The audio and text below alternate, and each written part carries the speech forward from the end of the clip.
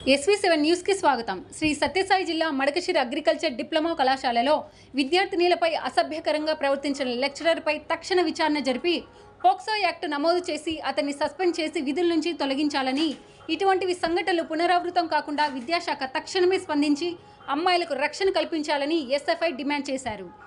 ఈ కార్యక్రమంలో ఎస్ఎఫ్ఐ జిల్లా అధ్యక్షుడు ఈరేష్, నాయకులు సునీల్, శ్రీనివాస్, విద్యార్థులు పాల్గొన్నారు.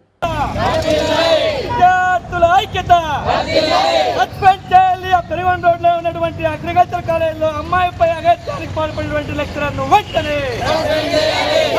ఇప్పుడు ముఖ్యంగా చాలా మారుమూల ప్రాంతాల్లో చదువులు చెప్పేటువంటి గురువులే ఇట్లాంటి చర్యలకు పాల్పడి చాలా దుర్మార్గమైన విషయం.